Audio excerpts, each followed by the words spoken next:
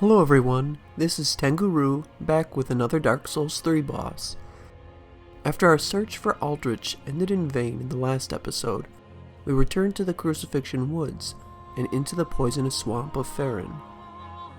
After extinguishing the 3 flames as part of our trial, we have been granted access into Farron Keep by the Undead Legion. It is here that the Abyss Watchers reside, and we will finally come face to face with our first Lord of Cinder.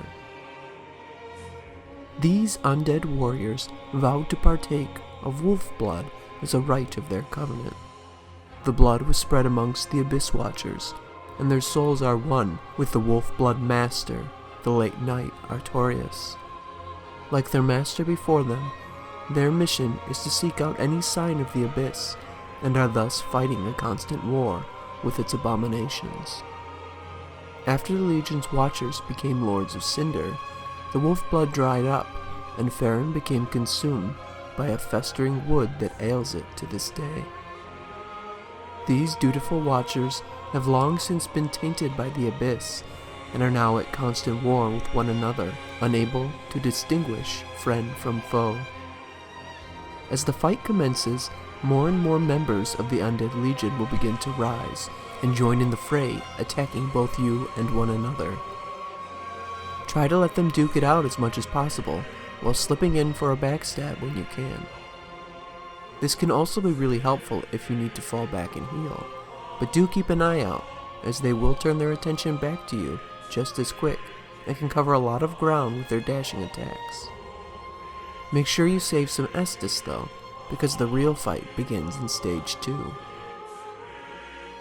When you bring their health all the way down, the power of the wolf's blood coalesces into a single kindled Watcher. Although he fights on his own, his sword is imbued with flames, and he attacks aggressively with greater reach and power. He can dish out a flurry of attacks, so wait for his combos to finish before going in for a strike. His attacks all do fire damage, so having solid fire defense will help deal with this stage of the fight. For our gear, I decided to go with the Dark set, which can be farmed from the Dark Wraiths, who wander just outside the boss room. These survivors of a land that was swallowed by the Abyss are the oldest of the Red Eye invaders, and because of their corruption from the Abyss, they are at war with the Undead Legion. There are only a few remaining Dark Wraiths who still wander the lands, and the majority of them can be found throughout Farron. Is it the challenge of the Undead Legion that draws them, or can they sense the presence of the Abyss? To go along with this set, we are using their Dark Sword as well. It has a solid moveset with good damage, which will help us punish any openings left by the boss.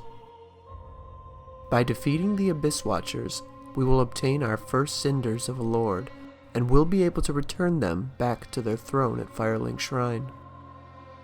A passage has opened up inside Farron Keep that leads into the catacombs of Karthus, which will be our next destination. There is a darkness lurking deep in the catacombs, and we have no other path but to press onward and face it. If you have any suggestions for what armor and weapons you would like to see brought to the next boss fight, please let me know in the comments below. Thank you so much for watching, and I hope to see you in the next episode.